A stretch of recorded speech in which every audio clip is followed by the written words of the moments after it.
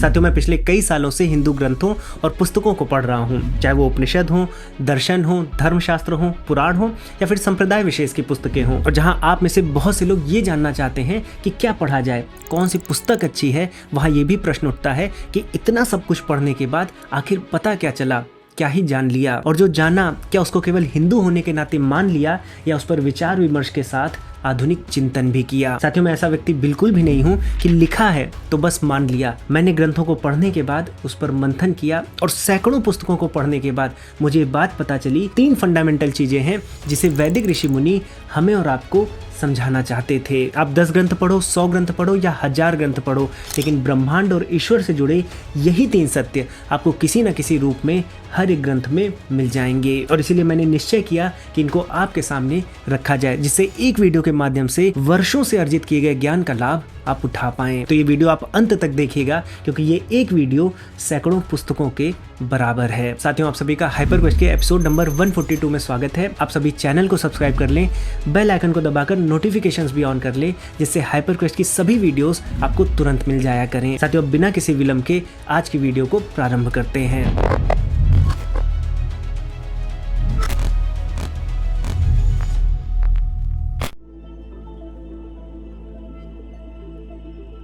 अब साथियों, मनुष्य के सामने ब्रह्मांड को लेकर बहुत बड़े बड़े प्रश्न हैं। उनमें से एक बड़ा प्रश्न ये है कि आखिर ये ब्रह्मांड, ये संसार चलता कैसे है। और मैंने जितने भी हिंदू ग्रंथ पढ़े हैं, और मैं हर चीज का रेफरेंस दूंगा, उन मंत्रों का, उन श्लोकों का, जहां से मैंने सीखा है या मैं कोई भी बात क्लेम करता हूं, तो हर एक हिंदू ग्रंथ में बताया गया है कि ये संसार रिलेटिव है, यानी हर एक चीज की जो मीनिंग है वो दूसरी चीजों के कारण ही होती है। किसी भी चीज की अपनी खुद की मीनिंग नहीं होती। और ये नियम हर एक चीज पर लागू होता है, चाहे वो मैटर हो, मैटर की प्रॉपर्टीज हो या फिर आपके विचार क्यों ना हो।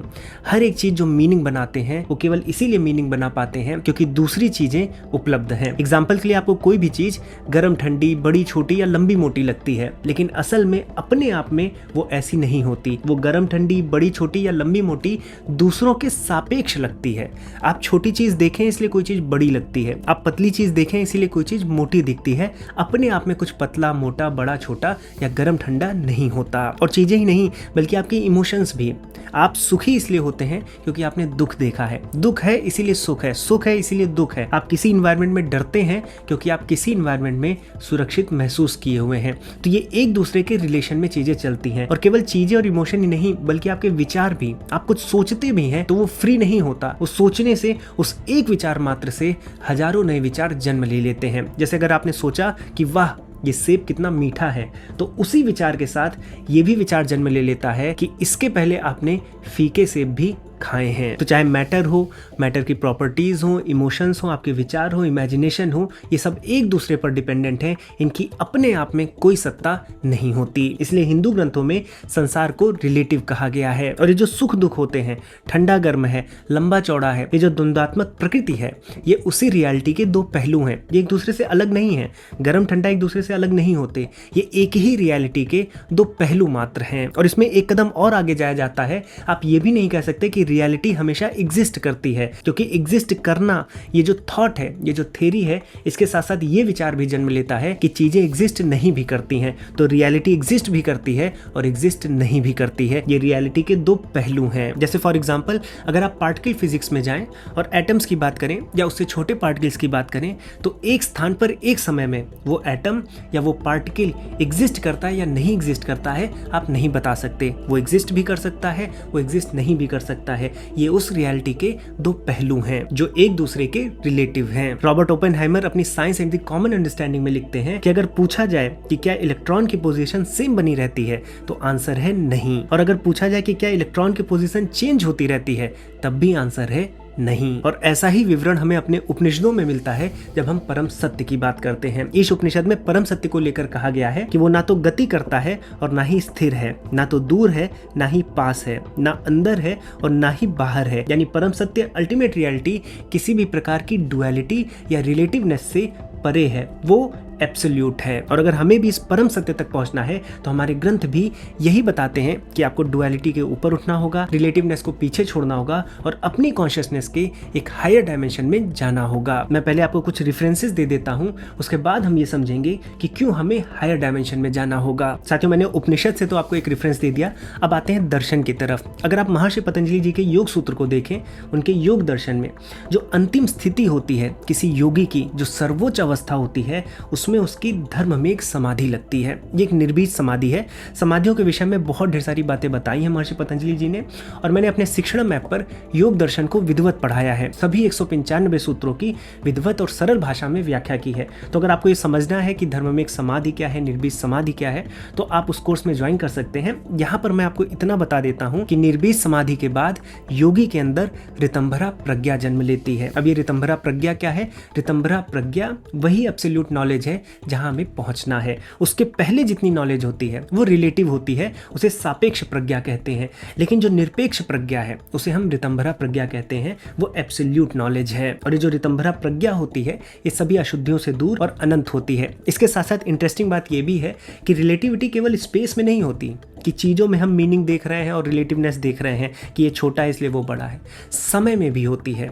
आप कालखंड में भी, कालक्रम में भी चीज़ों की मीनिंग बनाते हैं। कल ऐसा हुआ था, आज ऐसा हुआ है, संबंध बनाते हैं, तो कालक्रम भी समाप्त हो जाता है। अगर आप अंतिम सूत्रों में जाएंगे तो वहां पर महर्षि पतंजलि जी बताते हैं कि कालक्रम भी समाप्त हो जाता है, तो चीजें केवल स्पेस में ही नहीं बल्कि टाइम में भी एब्सोल्यूट हो जाती हैं, क्योंकि काल धर्म भी समाप्त हो जाता है। तो इस संसार में हर एक चीज रिलेटिव है, यहाँ तक कि समय भी। और इसको बाद में आइंस्टाइन ने प्रूव भी किया है अपनी रिलेटिविटी थ्योरी में कि स्पेस के साथ साथ टाइम भी रिलेटिव है, इसीलिए वो 4D स्पेस टाइम की बात करते हैं। लेकिन जब हम इसी संसार में अलग अलग आध्यात्मिक मार्गों के माध्यम से चेतना के अगले स्तर पर हायर डायमेंशन में जाते हैं तो ये रिलेटिविटी समाप्त हो जाती है, ये द्वंद्व समाप्त हो जाते हैं, ये डुअलिटी समाप्त हो जाती है और हम एब्सोल्यूट नॉलेज की तरफ बढ़ जाते हैं जो परम सत्य है। अब इसको हायर डायमेंशन क्यों कहा जा रहा है, इसको एक छोटे से एग्जांपल से मैं समझाऊंगा। मान लीजिए कि आपके पास एक कंगन है, मोटा कंगन है, और आपने उसका क्रॉस सेक्शन लिया तो आपको 2D सर्किल्स मिलेंगे। और अगर आप उस 2 डायमेंशनल फ्रेम में चले जाएं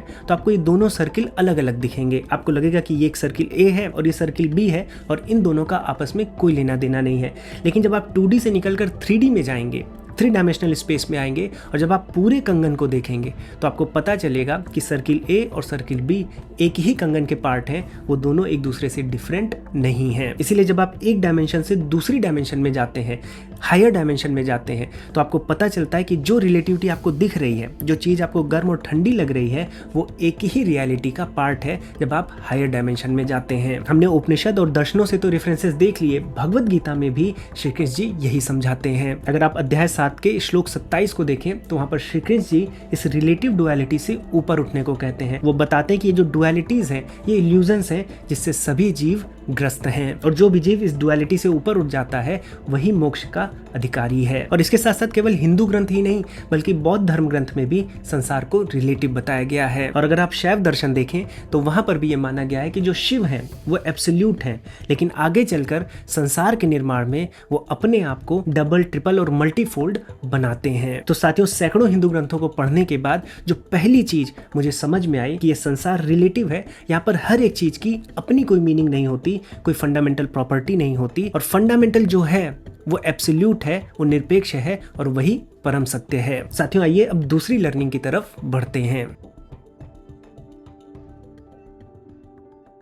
साथियों, अब आप अपने फोन पर, मोबाइल पर गुरुकुल आचार्यों से संस्कृत सीख सकते हैं। साथ में हिंदू दर्शनों से, उपनिषदों से जुड़कर जीवन के गूढ़ रहस्यों को समझ सकते हैं, और न केवल समझ सकते हैं बल्कि उस ज्ञान से किसी भी प्रकार के तनाव, एंग्जाइटी, फियर से ऊपर उठ सकते हैं। हमारे शिक्षणम प्लेटफॉर्म पर आप प्राचीन भारतीय आचार्यों के ज्ञान से विजनरी लीडर बन सकते हैं। 1 लाख से भी ज्यादा विद्यार्थी शिक्षणम प्लेटफॉर्म पर दैनिक रूप से भारतीय ज्ञान परंपरा से जुड़कर अपना जीवन बेहतर बना रहे हैं। और आगामी होली के उपलक्ष्य में हम अपने प्रत्येक कोर्स पर 50% तक का डिस्काउंट भी दे रहे हैं। तो ये आपके लिए बहुत अच्छा अवसर है सनातन धर्म के गहरे ज्ञान से जुड़ने का। यदि आप भी सत्य को खोज रहे हैं और साथ में जीवन की छोटी छोटी चीजों से उठकर एक मीनिंगफुल लाइफ बिताना चाहते हैं, तो मैं आप सभी का शिक्षणम पर स्वागत करता हूं। आपको सारी डिटेल्स नीचे डिस्क्रिप्शन बॉक्स और कमेंट सेक्शन में मिल जाएगी। आप सभी को होली की हार्दिक शुभकामनाएं। आइए अब दूसरी लर्निंग के बारे में जानते हैं। तो साथियों, पहली लर्निंग में हमने जाना था कि संसार में हर एक चीज की मीनिंग तभी बनती है जब उसके रिलेशन में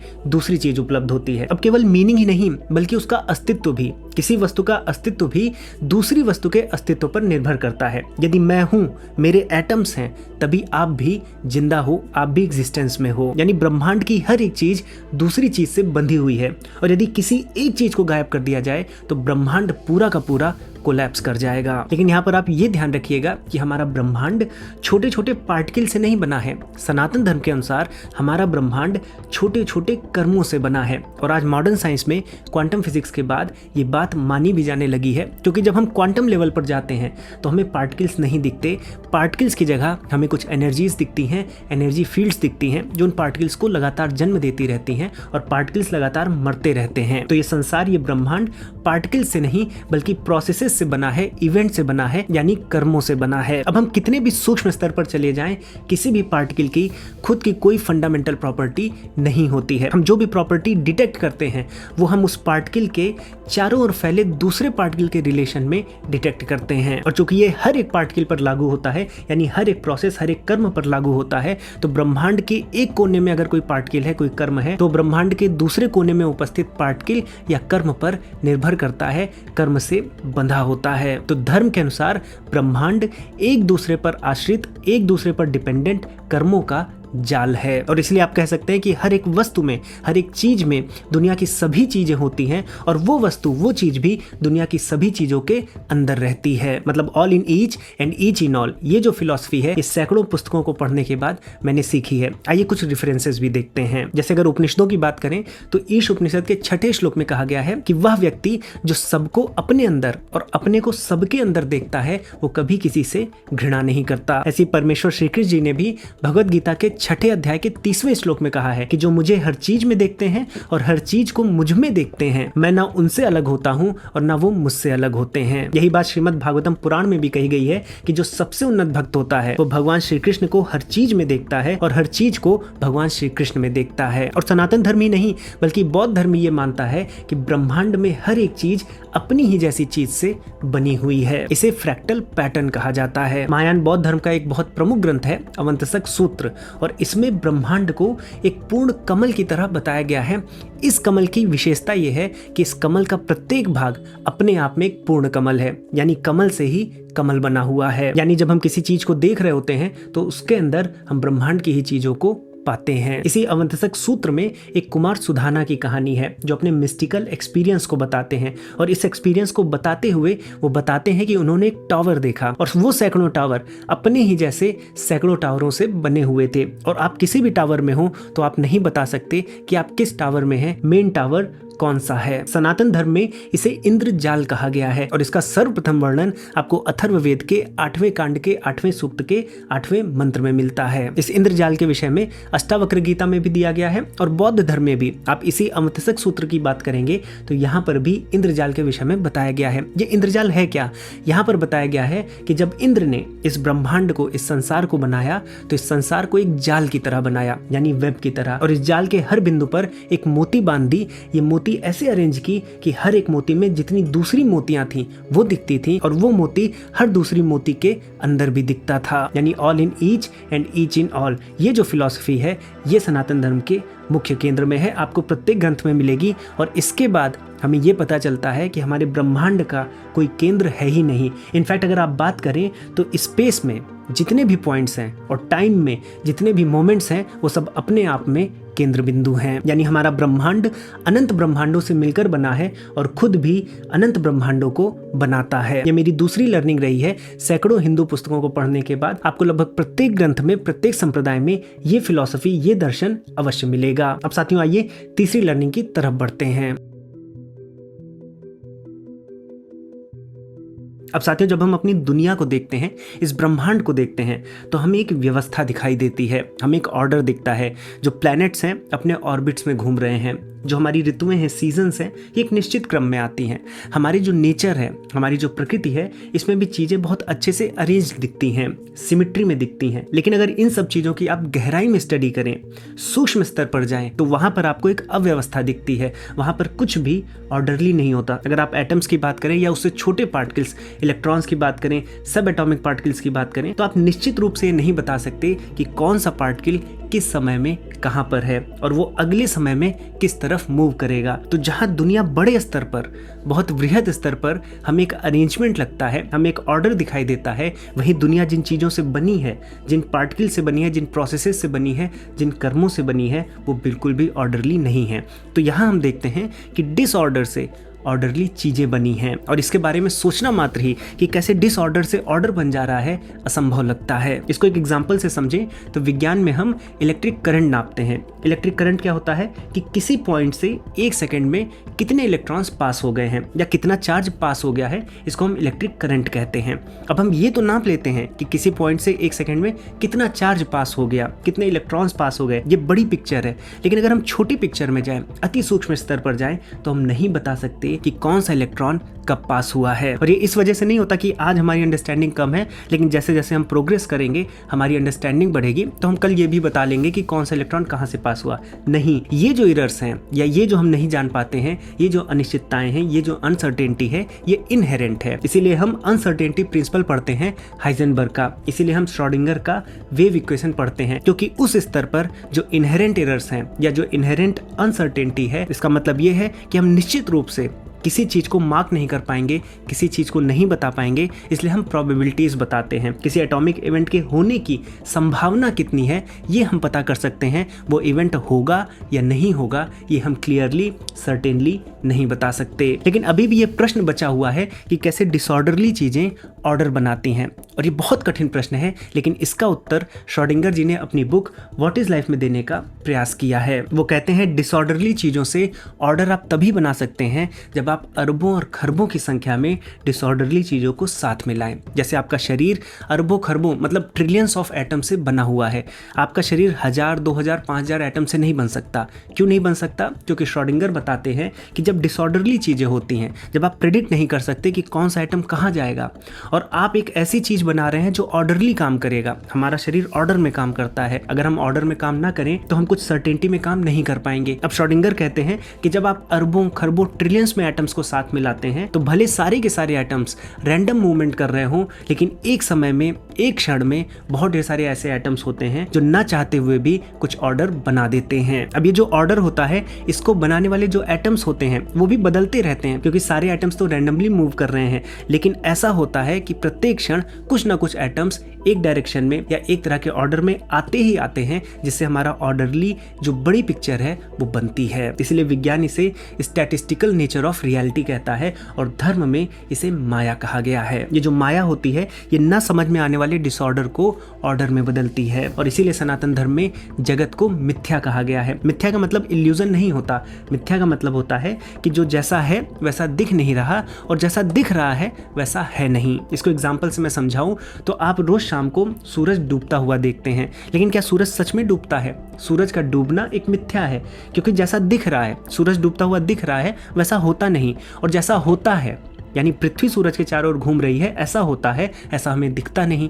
तो जब आत्मबोध होता है, जब ज्ञान होता है, तब हम समझ पाते हैं कि पृथ्वी सूर्य के चारों ओर घूम रही है, इसलिए सूर्य हमें ऐसा दिख रहा है। इसलिए ये जो जगत है, जो डिसऑर्डर से, जो कि रियलिटी है, उससे बना है माया के कारण, इसलिए ये जो जगत है ये मिथ्या है। अब आइए सनातन धर्म ग्रंथों में इसके रेफरेंसेस देखते हैं। अगर आप भगवद गीता से प्रारंभ करें तो भगवद गीता में स्वयं श्री कृष्ण जी, जो परम सत्य और ब्रह्म है, वो 7वें अध्याय के 25वें श्लोक में कहते हैं कि मैं सबको दिखाई नहीं पड़ता, क्योंकि मैं योग माया से अपने आप को छुपा लेता हूँ। यहाँ पर बहुत से भाइयों के मन में ये प्रश्न उठेगा कि हो सकता है श्री कृष्ण जी कोई भगवान हो और वो अपने आप को छुपा लिए हों। यहाँ पर कण की या एटम्स की बात नहीं हो रही है, लेकिन आपको समझना पड़ेगा, यहाँ स्वयं श्री कृष्ण जी अपने आप को ब्रह्म में परिणित करते हैं। वो यूनिवर्स के कण कण में है, और इसको वो 10वें अध्याय में बताते भी हैं कि वो ब्रह्मांड के प्रत्येक कण में समाये हुए हैं और ब्रह्मांड को सपोर्ट करते हैं। अगर आप उपनिषदों की भी बात करें तो ईश उपनिषद का पहला श्लोक ही कहता है कि ईशावास्यम इदम सर्वम यत् किंच जगत्याम जगत, यानी जो ईश्वर हैं वो इस सृष्टि के सभी चल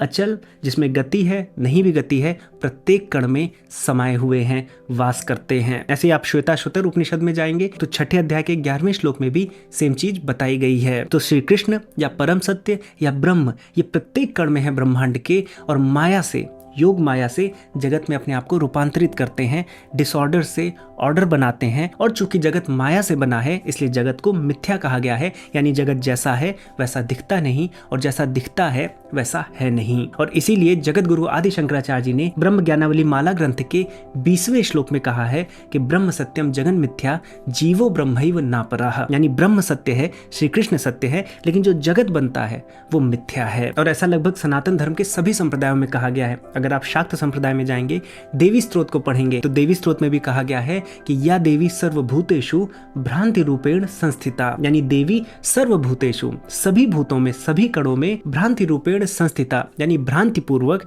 यानी माया पूर्वक आप स्थित हो। वहीं अगर आप शैव दर्शन में जाएंगे तो शिव स्वयं जो शुद्ध है, शुद्ध ज्ञान है, शुद्ध चेतना है, वो भी माया से आच्छादित होकर इस सृष्टि का निर्माण करते हैं। तो साथियों, ये तीसरी सबसे बड़ी लर्निंग थी जो मैंने सैकड़ों हिंदू पुस्तकों को पढ़ने के बाद जानी है। तो साथियों, मैं आशा करता हूं कि इस वीडियो के माध्यम से सैकड़ों पुस्तकों के जो विचार हैं, जो सनातन का कोर विचार है, जो कोर फिलॉसफी है, उसको निचोड़ करके जो 3 सबसे बड़ी लर्निंग है वो आपको मिली हैं। और आगे भी इस प्रकार की कोई चीज मैं सीखता हूं विद रेफरेंस आपसे जरूर शेयर करूंगा। और साथियों, यदि आप भी सत्य के मार्ग पर हैं, हिंदू दर्शनों से और उपनिषदों से जुड़ना चाहते हैं, तो आप हमारे शिक्षण प्लेटफॉर्म पर अवश्य जुड़ें। इस होली के महोत्सव पर आपको प्रत्येक कोर्स पर अच्छा डिस्काउंट मिल रहा है। ये आपके लिए बहुत ही अच्छा अवसर है सनातन धर्म के गहरे ज्ञान से जुड़ने का। आपको लिंक और डिटेल्स नीचे कमेंट सेक्शन और डिस्क्रिप्शन बॉक्स में मिल जाएंगी। साथियों, अगर आपको वीडियो पसंद आई है तो अपने दोस्तों में, अपने परिवारजनों में साझा करें। चैनल को सब्सक्राइब कर लें। चैनल को सब्सक्राइब करने के साथ साथ बेल आइकन पर भी जरूर क्लिक करें, जिससे आपके नोटिफिकेशंस ऑन हो जाएंगे और हाइपरक्वेस्ट की जितनी भी वीडियोस होंगी वो आपको समय पर मिल जाएंगी। इसके साथ साथ मात्र 59 रुपीज मंथली धनराशि में आप हाइपरक्वेस्ट के प्राउड मेंबर बन सकते हैं। हम मेंबर्स को विशेष लाभ देते हैं। हमारे जो पॉडकास्ट होते हैं उनका आपको अर्ली एक्सेस मिलता है, एक प्राइवेट व्हाट्सएप ग्रुप मिलता है, साथ में जो भी एक्सपर्ट हमारे एपिसोड्स में आने वाले हैं उनसे आप प्रश्न पूछ सकते हैं। तो आप सभी का हाइपरक्वेस्ट पर स्वागत है। साथियों, इसी के साथ इस वीडियो को, इस टॉपिक को यहीं पर दूंगा विराम। अब मैं मिलूंगा एक नई वीडियो में नए टॉपिक के साथ। तब तक के लिए जय श्री राम।